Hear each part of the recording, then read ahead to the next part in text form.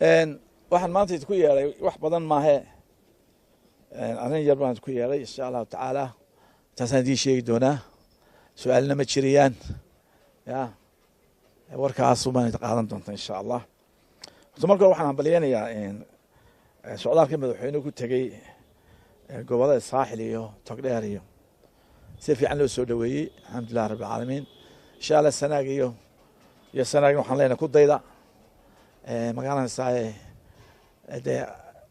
madaxweyne qarankaa weeye wixii aynu ku saluugsanahay wadooyin bay leedahay laakiin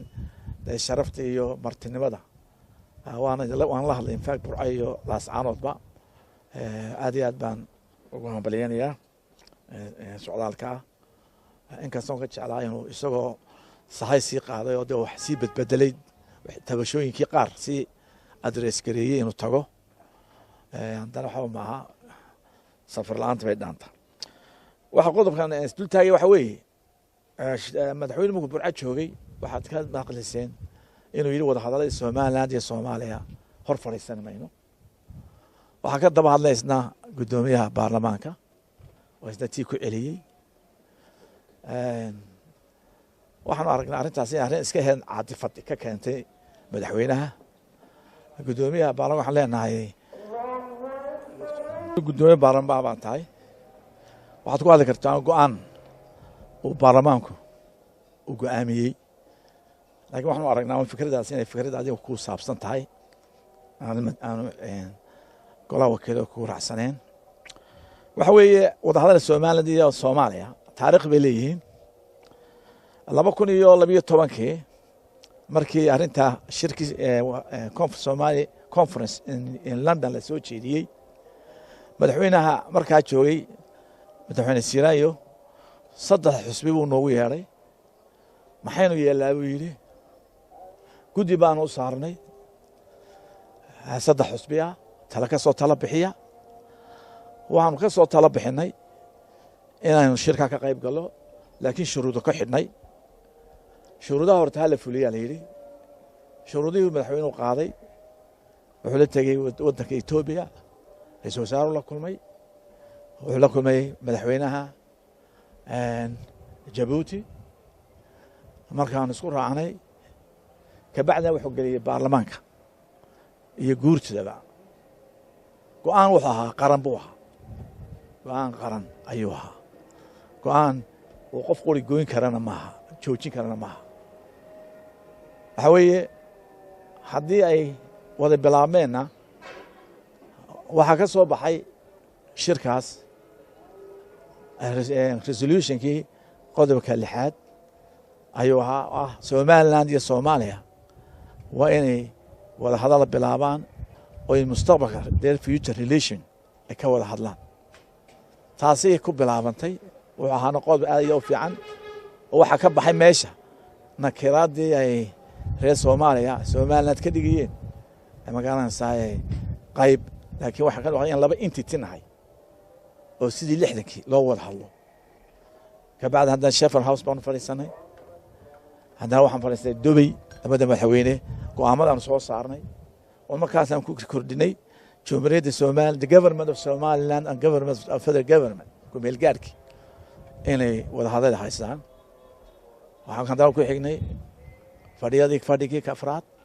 oo ka soo saarnay isna inaan wixii macaawina aan la siyaasadeen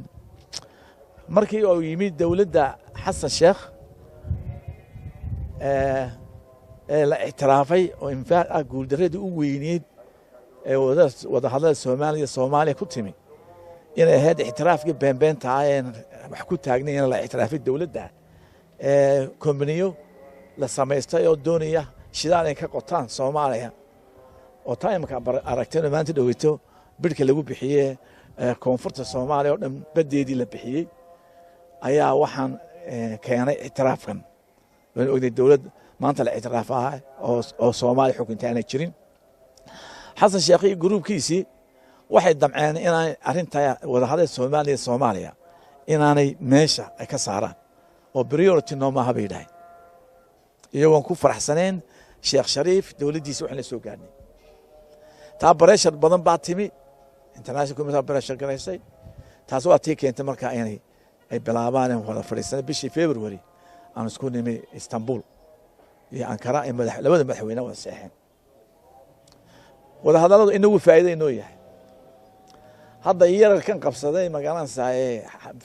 fiil xam Muqdisho waxay inta dib u dhigayeen in la wada hadlo waxay inta undermine gareynayeen inaan arintaas aan sii socon dhawaan waxa la doortay waan la qoladii hore ka quusatay magaalada Saaye UNTA ninkii hore Michael Keaton oo uu laba saftay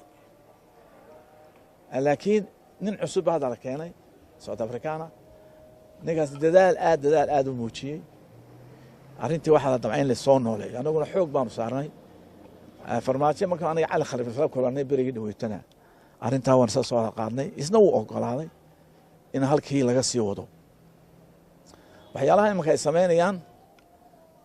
waa waxyaalaha doonna marka la wada hadlaan in la joojiyo oo ay koow ka tahay in la joojiyo had iyo goor gudin u ah wada hadalena in wixii aflagaada ah wixii xanaf keenaya wixii dad si kala fogeynaya in la joojiyo ayaa in wixii hore lagu heshiiyey in la hirgeliyo waa qodobada u kooda u horeysameysan markaan waxaan leenahay arintan muusana kaliya kuma dhawaaqi karo baashana ma taageeri karo waa arin qaran arintan walaab la ka cunbaheed caadifad jabhad ma nihin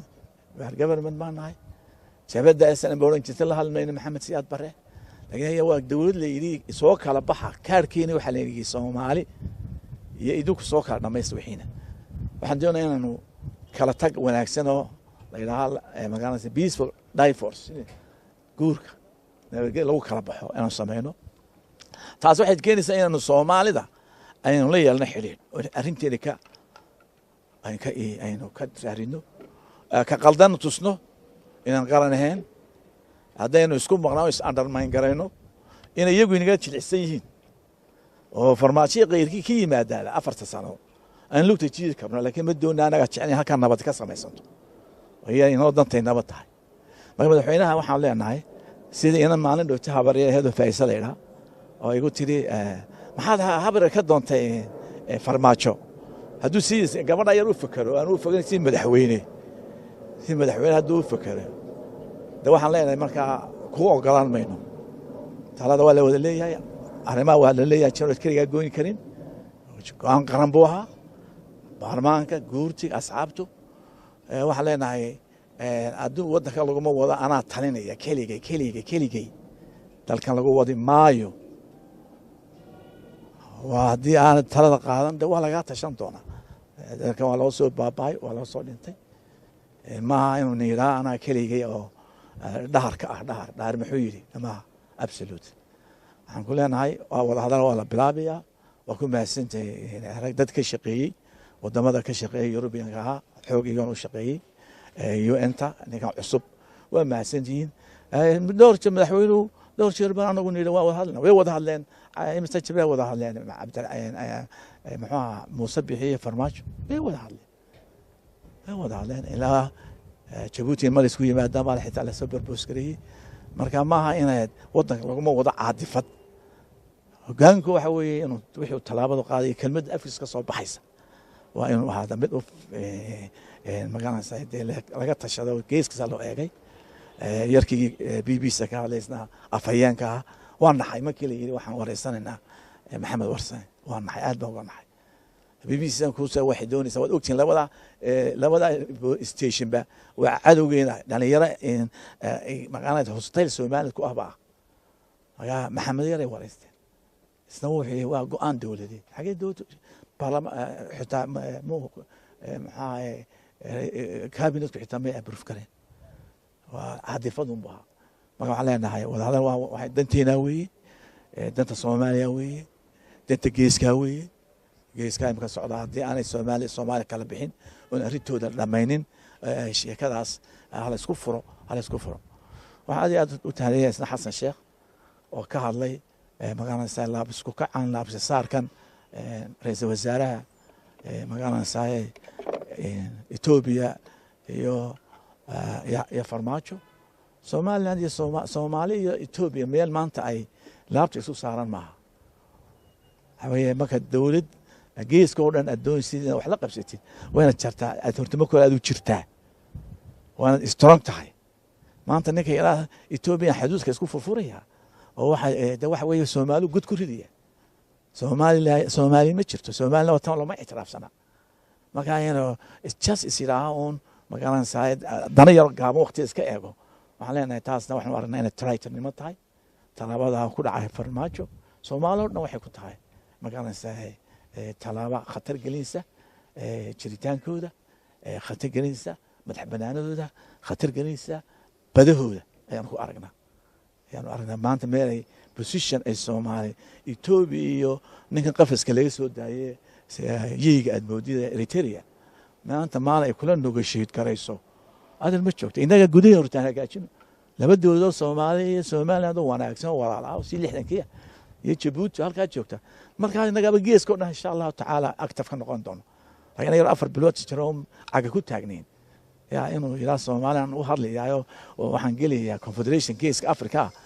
waxa laga yeelaya ma dan Soomaaliland ma Soomaaliland gudaha hagaajiso markaa saasaan ku sheegay